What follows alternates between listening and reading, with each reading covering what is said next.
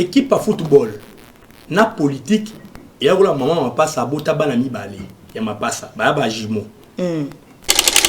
Le fait que Congo, les lotos, comme Kendeko, beta Coupe du Monde. On est beta Coupe du Monde. Mais Congo, ils ont beta Coupe du Monde. C'est un acquis. Et ça, c'est un signe de spiritualité. Et il y a qui ça que Congo. Yakala. Na Congo, il y a Lelo et ils sont némontés.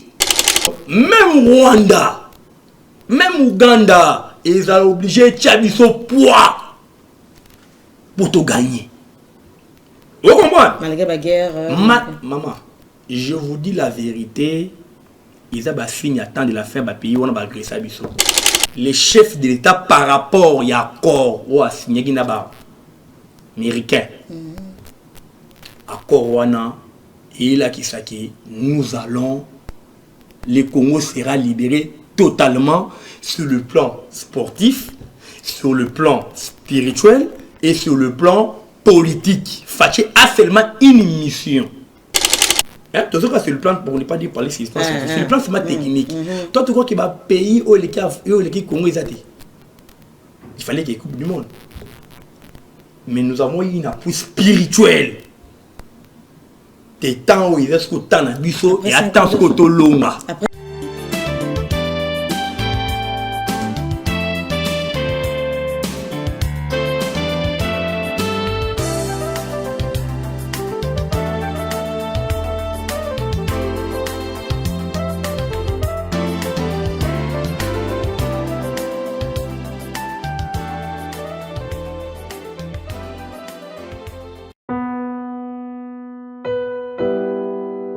Tango nyonso molinganga nazalaki komona baninganga na baboti na bango nanga baparent baza te vi nanga pasi.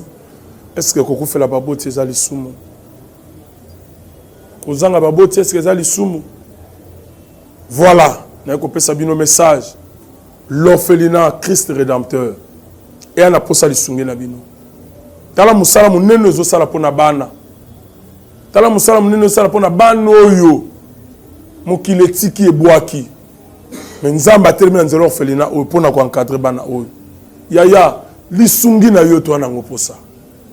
1 euro no to ana ngoposa pona mwana moko.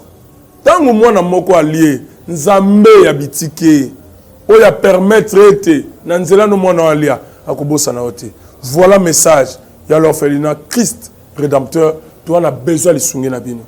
Ba numéro ezana se kota contact na biso assistance na yo et aux alisungi pour na bana que le Dieu des orphelins a bénir diama mtu nyoso ja ta likanisa ko sala quelque chose peut sali yango zamba pambola bino.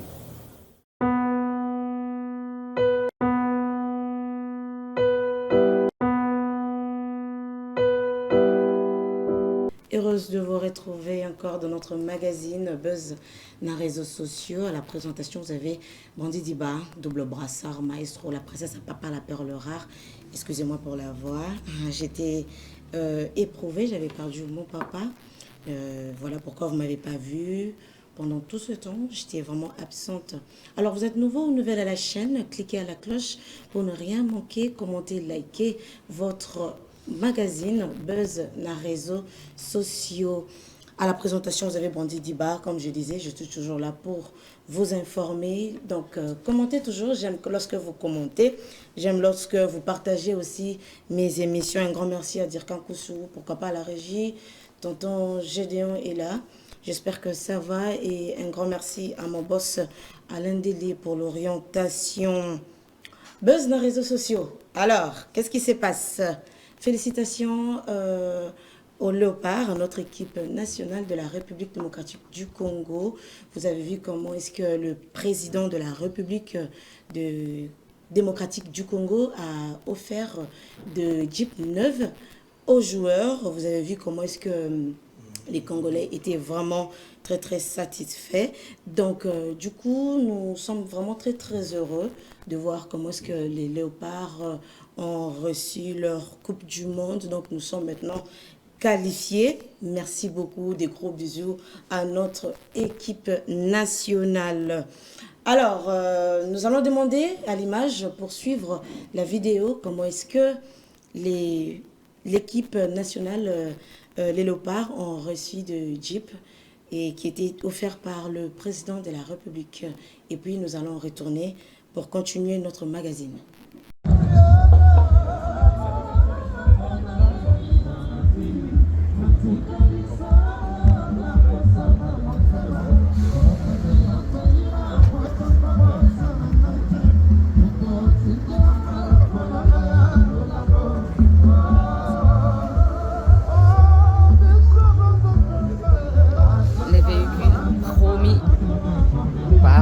Chef de l'État sont là. Vous avez vu Sébastien Desabre, Chancel Bemba, celui-là c'est pour le vice-capitaine, Cédric Bakambu. Donc tout le parking est plein des véhicules de nos vaillants léopards qui ont réussi à qualifier la RDC pour la deuxième fois de l'histoire dans une phase finale de la Coupe du Monde. Donc au Mondial 2026, les léopards seront bel et bien présents. Sur ce plateau, mesdames et messieurs, si vous êtes nouveau ou nouvelle à la chaîne, cliquez à la cloche pour ne rien manquer. Commentez, likez votre buzz dans les réseaux sociaux. Alors, je ne suis pas seule sur ce plateau. Je suis avec mon invité spécial que j'ai invité. Et nous le remercions d'ailleurs d'avoir eu son temps à disposer pour venir présenter et vous parler de buzz dans les réseaux sociaux. Sans plus tarder, je lui dirai bonjour. Bonjour papa. Bonjour maman, Brandy. Je suis vraiment ravi d'accepter votre invitation. Merci beaucoup. Nouvelle Tendance vous souhaite la bienvenue. Merci beaucoup. Oui. Ok, c'est pour la première fois que je puisse vous recevoir dans le magazine Buzz dans les réseaux sociaux.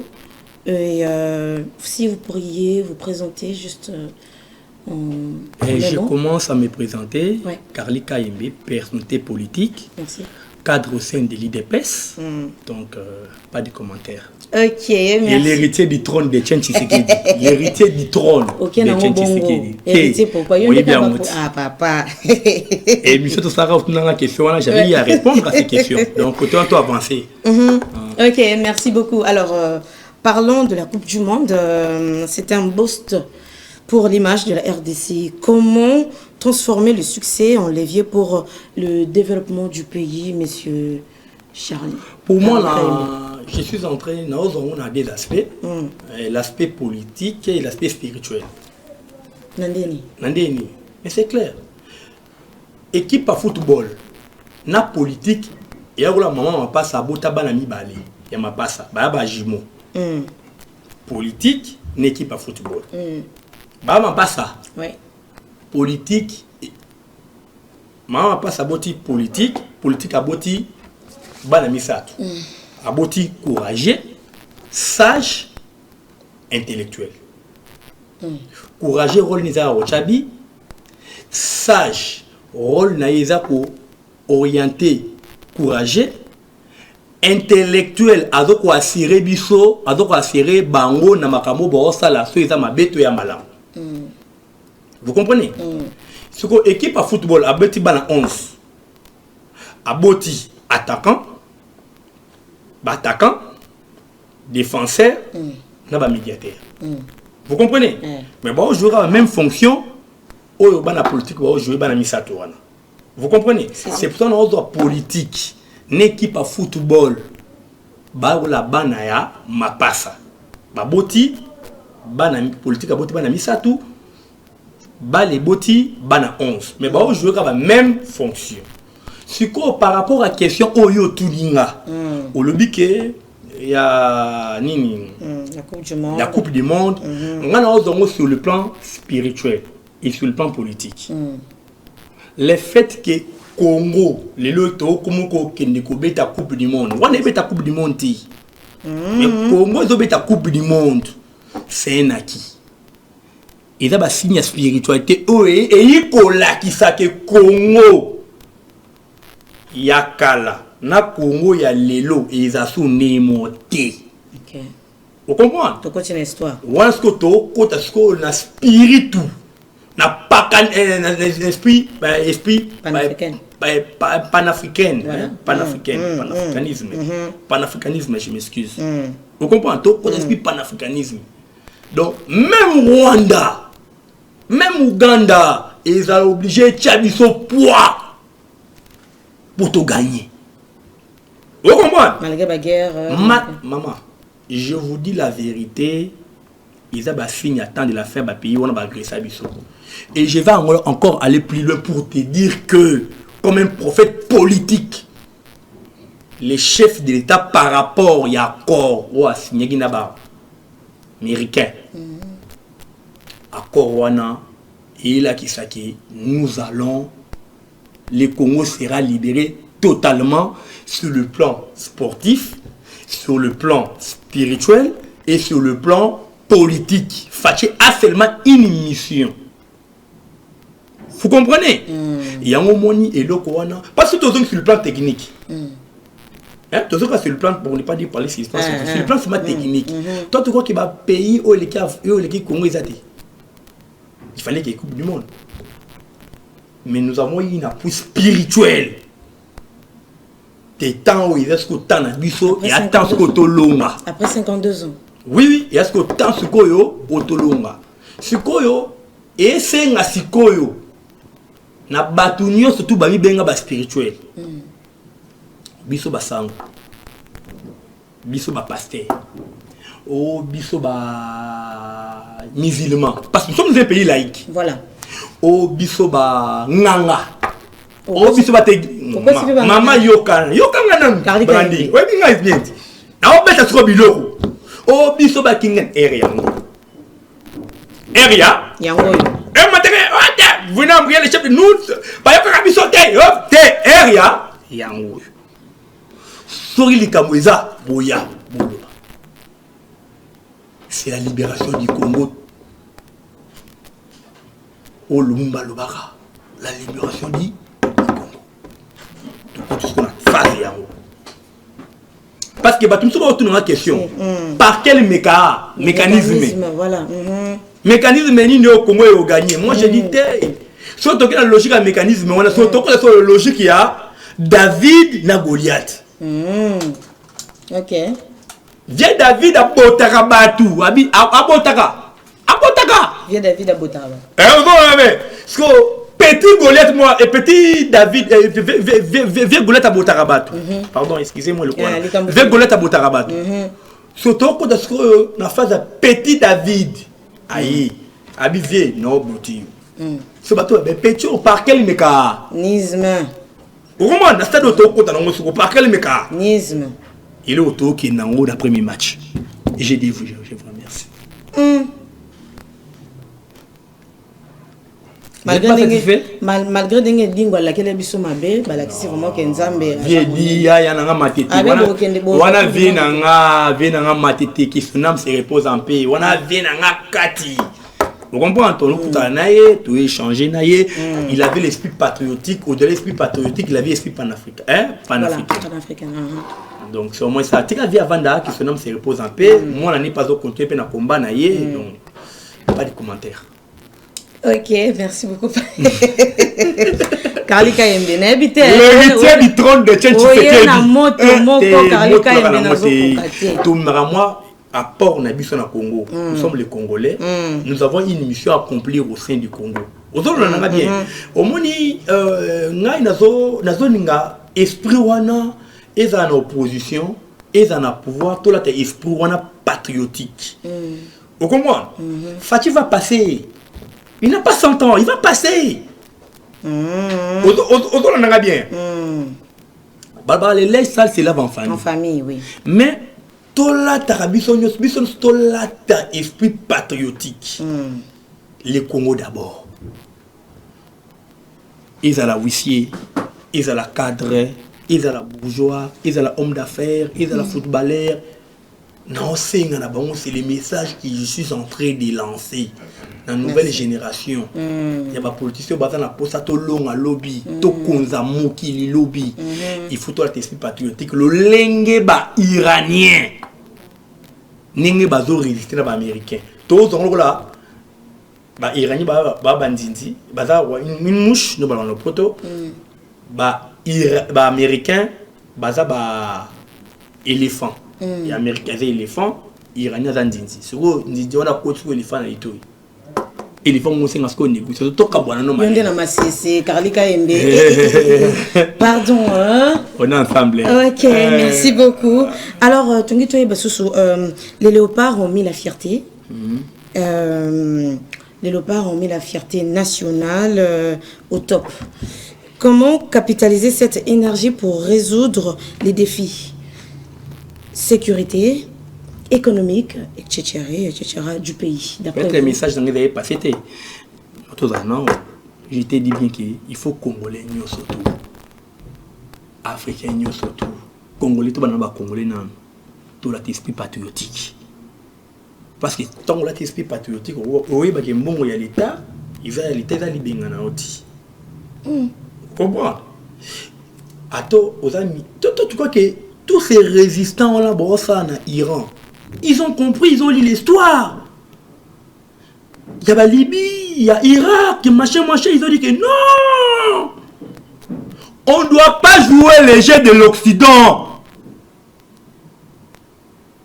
Nous devons inculquer cet esprit patriotique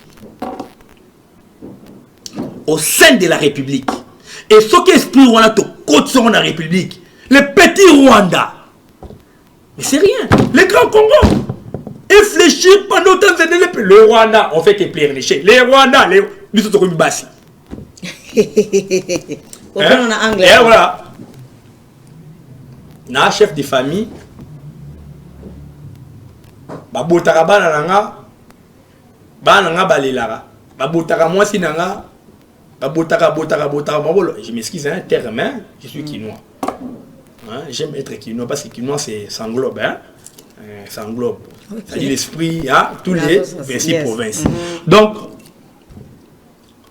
babotaka bana nanga yo lelaka yo plencha mosa leloti il faut maintenant qu'il y ait encouragé Kagame to côté la yo. Mais le Congolais, quand tout le monde est par quel mécanisme adhère à cette idéologie, soutiens-moi. C'est là où je suis en train de fustiger toujours nos collaborateurs à chef de l'État. Et le chef d'État est mal entouré. Non, le chef de l'État, c'est un compagnon d'élite et nous avons lutté avec lui ensemble. Mentor nanga na politique za papa Etienne Tshisekedi, na musique za papa Wimba. Po na musique ngana mwana Mudokai. Na politique ya papa Etienne Tshisekedi. On doit comprendre. Tout une école moko. Il y a état de droit, il y a démocratie. Réalité azokuta nango na ko tenir yete ba mais na ko sa tala côté. Na t'aider mais non. Il y a beaucoup de réalités. Adam peut être humain, il a beaucoup de failles que moi parfois je fétiche et je fais l'opposition au sein de l'interne. Oui, bah discours non. Moi j'ai l'esprit de ma père fondateur. Ils ont malam to beti maboko, ils ont mabé to s'opposer. Na esprit de contestation te ne ba opposant to za. Yo zasir so ba. Te yo kana ba ta esprit de contestation te nenge lo lenge ba opposant to za nango. Si. Ils n'ont pas l'esprit patriotique, mais ils ont l'esprit de contestation. Soit parce qu'on a RDC. Moi, le motema, ils n'ont pas cet esprit. S'ils avaient cet esprit patriotique, vous comprenez? Oui. Cet esprit patriotique, en faisant ma critique, non autocritique, il y a ma lame, il y a patriote. Tant qu'il y a un des hommes patriotes, on allait beaucoup avancer. Mais on a un esprit de contestation. À titre d'exemple, il y a le salier dans Rwanda. Vous comprenez? Mais ce esprit patriotique, Fati va partir. Moi aussi, j'ai des ambitions. D'autres nous avons besoin que le Congo ait redoré l'histoire Nango. En 58, comme lorsqu'il avait 5 pays en voie de développement, le Canada, l'Afrique du Sud, le Corée, tout et consort, les pays où on a surtout Congo, mais le autre remet l'échec. Parce qu'il faut pas l'homme politique congolais, à l'ata esprit on a patriotique, enfin que tout le Congo, na Kangamini, Kangami on a les boulou wana, tout le Congo est comme on a les zéniths. C'est ça. Obi. Mais je suis patriote, je suis congolais, c'est mon pays. Tant que tu as une découverte. C'est pas combat. L'esprit patriotique. Obi. Il n'y a pas un problème. Nous nous battons, même si tu as la boulotte. Ok, bah. Est-ce que malgré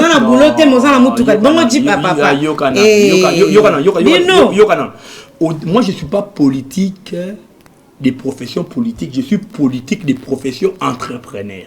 Vous comprenez? Ce qu'il y a politique des professions politiques. Au monde, on a la talab. Les chefs d'État n'ont que des qualités. Fatih tout le monde n'a que des qualités. Non. Albi malamu, bakota malamu, baji, banini, à soutenir le léopard. Implication à chef de l'État. Bravo. Côté Mibo Kangama, moi va faire le mieux que Mibi. Au mieux complice, hein? Vous comprenez? Tozo lobby là. Mais tout le mais ce que tout ça l'analyse, les moindres mal, c'est Félix Etienne Tshisekedi. Et j'ai dit ces propos, j'assume. Tu assumes, malin, mais papa. Gauche, hein? La gauche, je n'ai pas y à préparer. Merci beaucoup. Alors, Togo Tasso, son étape, un succès sportif peut-il changer la donne pour les jeunes Congolais? Mais oui, non? Oui. Bien sûr. Mais oui, pourquoi pas? Aussi limité. Boulot, ça là, ça la journalisme. Nous, c'est limité sur le plan national. On a posé sur le plan international. C'est le plan mondial. Non. Il y a un moment dans l'esprit, on a toujours que génie, surtout dans chaque domaine, nous devons lui appuyer. On a appuyé. Merci beaucoup. Donc, génie est à la Ferré, mon ami, Ferré Gola, que je n'ai jamais rencontré. À exceller, à Betaki Salmon. Non, je fais quand même la PC je fais 110 francs. Vous comprenez? Et ça la sogi Fali et ça. Donc j'ai surtout au exceller, même à ta famille à Stade de France. Nous allons soutenir, ça dit le Congo d'abord. Moi je vois d'abord le Congo. Je n'ai pas d'emploi. Pour un emploi, non, on va échouer. Non. Ce qui est le reste à Congo, c'est à Bissonio surtout bas congolais. Pour embouteillage, c'est comme si tu es ministre. Tu dois résoudre la situation d'embouteillage. Parce qu'après c'est un mandat. Il y a une fonction politique. Tant qu'on s'est retrouvé dans la situation d'embouteillage au Lobani, nous va poser une question. Papa, lorsque tu étais ministre de l'Intérieur, qu'est-ce que tu avais fait? Poser un discours. Donc, je vois les choses autrement. C'est-à-dire au salle quoi bangoté. Entourage Etienne Tshisekedi wa Mulumba. On a vu Etienne Tshisekedi à l'opposition, on a vu Etienne Tshisekedi au pouvoir. A commis premier ministre. A lui Oyazo qui est le réalité qui sont ça. On s'est en IGFT. Hein? Les professeurs nani ouais de démissionner nani c'est j'ai oublié encore son nom nani les noms mais je sais pas ancien premier ministre comme Kiminga Lunda Boulou. Lorsqu'un monarque qui n'était pas d'accord il démissionnait. Est-ce que l'auteur va congolais ou bon qui a PC standing nous surtout à vie à Monissa ne bat pas ganga mutanda. Mutamba ba PC standing nous sur la vie mais ça ne va pas démissionner. Ils n'ont pas cet esprit patriotique. Et le jour que les Congolais auront cet esprit patriotique, attendre la frontière pour tracasser les Congolais. Même Kuluna, Kuluna, on est à Brazzaville, on est à Ouganda, na Rwanda, na Congolais. Les Congo d'abord, aimons les Congo. Et prenons-nous à charge. Kuluna siliga pour Nanzala, on a ce n'est pas seulement au Congo. Pendant les partout. Il y a un moté mamabé.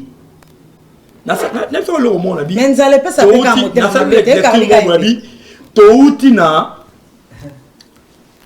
Shege, l'enfant de Larry Shege.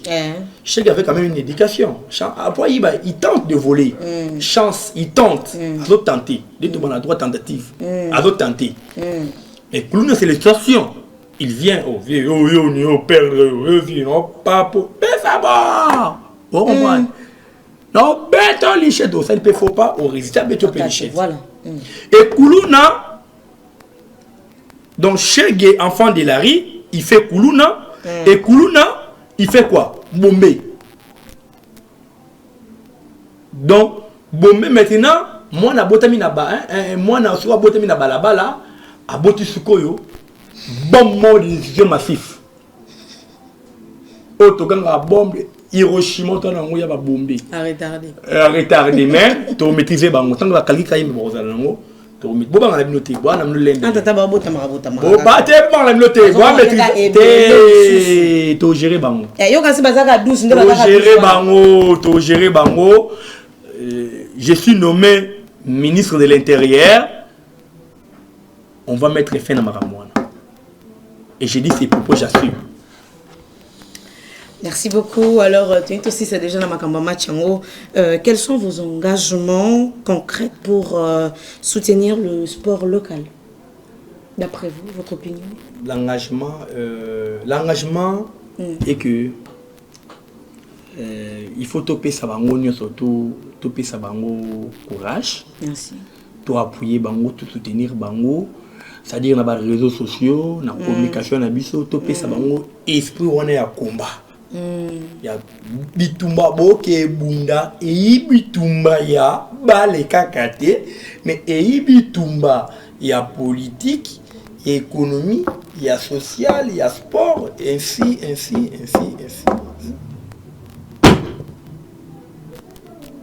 Karika Yemena Banza, na osinga tonton j'ai donné chez la biso image oyo ba sportif ba nani ba supporter ndenge ba ko gangaka à propos ya suki na bango bandeki ko kanga bango ba futaka ba monde et ba 300 000 francs. Sikoyo na répondre oka total tozo zonga na lobby bango mo ba yebi ngoti. Le président de la République a voulu seulement dire quoi? A voulu seulement dire que prenez-vous en charge. Non, c'est la police, c'est ça. Non, le président de la République, il a ses limites. On se retrouve dans un débat technique. Il y a ma camo constitué Zoluba. Où ils ont masqué B, ils ont ma polémique. Il y a ma constitution. Pour changement de constitution, contraire, révision, débat. Moi, je suis un peu réservé dans le débat. Très bien. Même la famille politique n'a pas la banque. Très bien. Vous comprenez? Donc, le président de la République a fait le cas constitution le lingue et le lobby, c'est-à-dire quoi? Et le bini, et lobby que citoyens congolais n'y sont. Ouais, à mon flagrance, moi, ils ont supposé quelque part. Ils n'allaient pas colonel, ils n'allaient pas général, ils n'allaient pas Moutoumingani, ils n'allaient pas ministre. On a droit Simbaye, Amima. Abo, Amima, n'a pas été. Abo m'a été. Amima n'a qui des droits. Et c'est même la cause de l'IDPC Bundela qui la démocratie et l'instauration d'un état de droit. C'est ça. La police n'appartient pas à un policier ou à un général. Voilà. C'est notre police nationale. Mais tant que vous n'avez pas ta police nationale, vous avez ça la job. Donc simba yo, to memi yo acquis des droits. Est-ce que l'Ox Namutu est à la pour un homme sérieux. Tu sais que moi je suis au-delà dans le monde politique, je suis aussi dans le monde musical, artistique.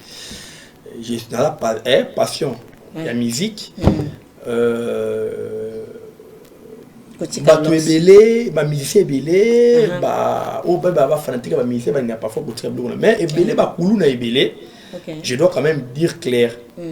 Donc comment pour repérer on a biloko Ah, na balox. Vous comprenez? Dans le monde, on a vision peu mususu. Ok. La n'habite que bango surtout la plupart.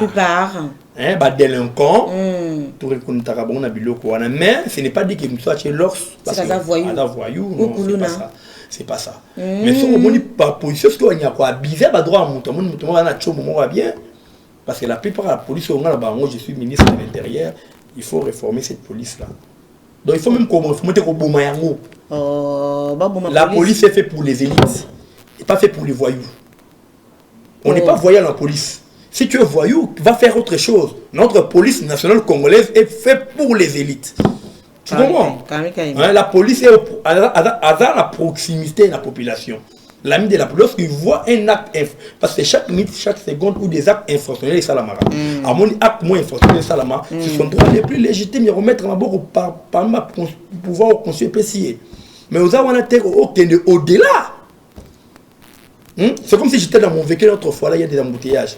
Et quelqu'un qui vient là, vous mettez un mouton dans ma croche, mais monsieur, il y a quoi? Oh là, général, monsieur. Est-ce que, mais c'est général, la police lui appartient? Je vais voir maintenant, c'est général, là, si c'est lui qui t'a envoyé au bus à mouton. Donc, ça veut dire quoi? La plupart, il y a des policiers, ce sont des voyous qui Kanyama, que Kabila avait recruté, et son ami Kanyama. On a recruté la plupart des voyous. C'est là que je vais plus loin. Je vais plus loin. Il y a ma police. Si je suis devenu ministre, il aura l'Iboso d'ici on reçoit. Nous devons créer notre police. Moi, je dis ça. Ça, c'est mon avis. Ça n'engage pas. Tu as posé résultat, tu as posé théorie. Il n'y a pas de questions? Et ça ne va pas se marquer. Oui, je te dis que j'ai besoin. J'ai dit que je suis. J'ai dit conseil en matière chef d'État et sécurité, il aura besoin de la police là. Nous devons. Parce que la plupart, il y a des. N'habitez que voyou. Il y a parmi les secondaires abisso, ok, au moins commandant, mais la plupart, nous devons sélectionner. Hein, tu vas même profil à moto, et puis tout le monde dans la police. Tout par cadre universitaire rébellé au esprit patriotique, au ban la poste en bon côté, ban la poste au servir pour la nation. Tu recruter bango. Tu es ensemble dans la police, pas travailler dans la police. Ok, merci beaucoup Karli Kayembi. D'après vous, Michel Amboka, ils ont qu'un selon vous. Dans quel secteur? Quand on dit Michel Amboka, c'est vague. Non, tout le monde a Fatih Betanzo, bon, c'est la biso là, tout le monde a côté, biso, joueur, biso, Jeep, côté Moussou, peuple zone, Lanzala, bon, je sais pas, d'après vous, c'est ton opinion. Olobiang. Non, c'est quelqu'un qui est bien. Mais il y a au moto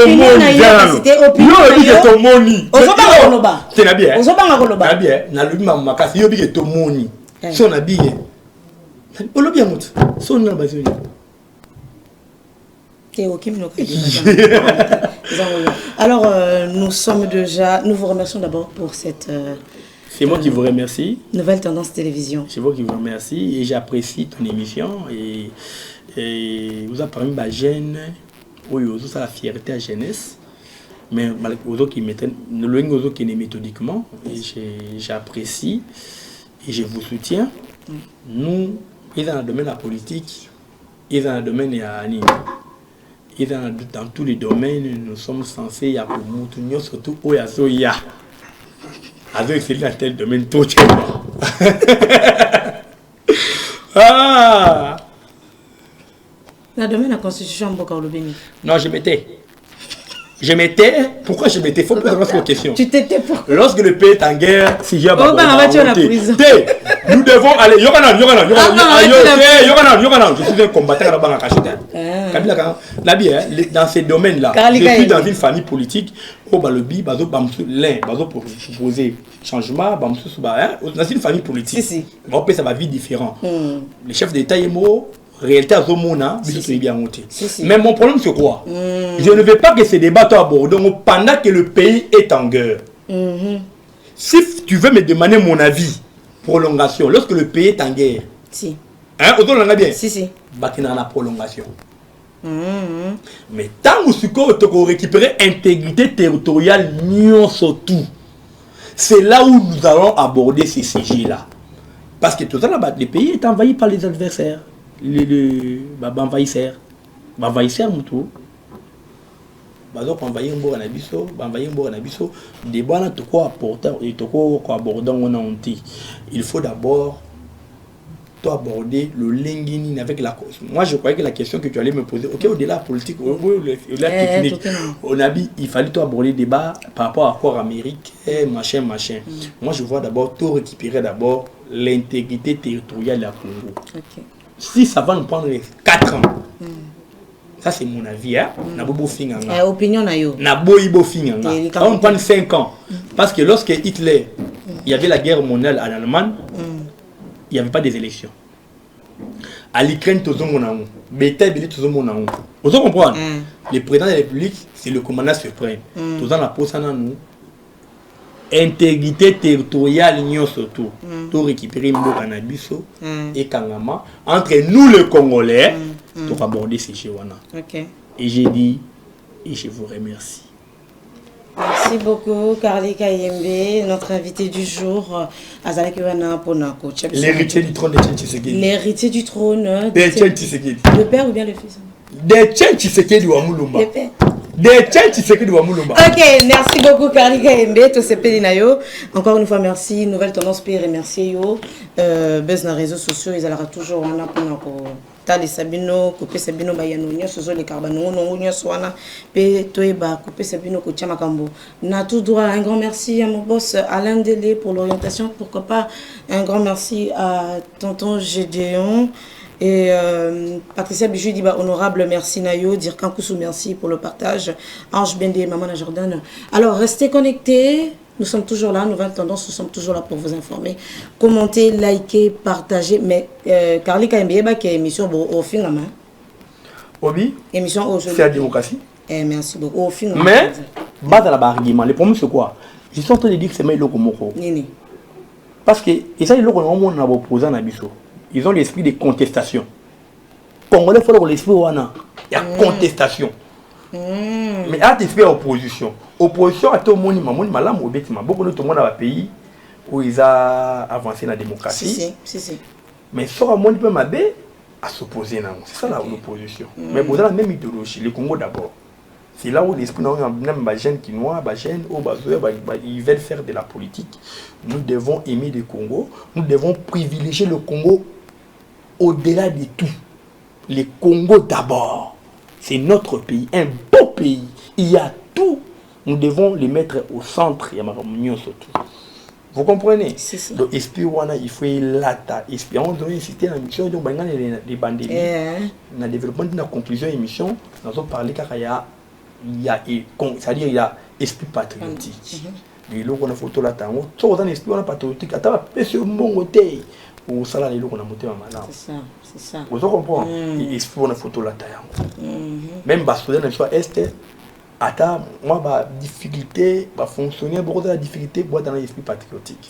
Les chefs de l'État actuel, Félix Tshisekedi, moi, na maman Marthe, Kassal, moi, na papa Etienne Tshisekedi, ici, Kazali, à la tapis esprit patriotique. Merci beaucoup. Alors, mon Asuka d'encouragement pour les léopards. Toujours comme on a déjà. Moi, Asuka, c'est pour les léopards. Non, c'est un surtout. Non, nous sommes dans un pays là qui non, souffrir, non? Nous sommes dans un pays je parle bien. Nous sommes dans un pays là. Oui, c'est pas de Cristiano Bambasu, Babeta Bambasu, oui, il a Makamou Mboka. Donc, c'est un Masu. On s'est rappelé Nabino. Oh, madame, je suis raté. Congolais surtout, Africains surtout, tout là esprit patriotique, panafricanisme. Donc j'ai dit. Allez, c'était votre magazine Buzz dans les réseaux sociaux. Nous on va se revoir encore prochainement pour l'autre nouvel épisode. Restez bien, merci, au revoir. Merci Banakin, Bana monde entier. Maxi bien-être. Sougala café. Logo na mêlé logo mais le logo est amabé. Il y a bien pour na pas une technique mais ko sale la on ndenge amabé te sale la ngo pour na mama. A célibataire to lingi bino ate. So maka boma mukolo bala. Pourtant mzo ba produire ngo soute. Maxi bien-être yango yo.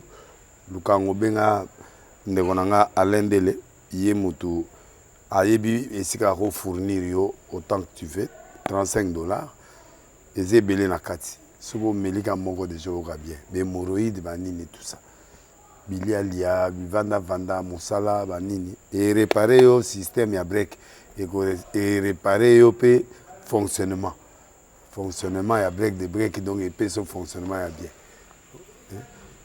to comme ba congolais toujours gagner ba match oza ba défaite pas technique en plein match c'est pas bon zongela eloko ngala c'est éviter de dire surtout ba pasteur boningo mela boyawa bobenga pena Alain Dele na numéro na ye pour bobenga pour bozo loko c'est important traitement poison anti-poison yango yo ne ba mususu meli yango avant okende obima o mela ngo ça a 2 jours ata bateli loko moi cuire moko c'est bon oyo pe anti-poison donc soko ata ezala kati et longolango Alain Dele mikolo somme n'habité mindele yango ba pese biloko ba udia po biloko yango bendeza ya solo mikolo ba tchaka poison ato la famille te ato za problème na mutu te jalousie car do ba produit yango wana ya anti-poison oyo pe anti-poison donc benga Alain Dele à partir na ye ayibindeni oya ozwango nzambe na nga pambola bino mi batela mboke komi bien te bato bakomi na jalousie oyo tozo comprendre dessous te bana mike bazo kufa mikolo bazo kufa baotiana bana bébé ba poisson donc toujours zala nanti na ndenga na nga na ndako c'est bon que Dieu vous bénisse.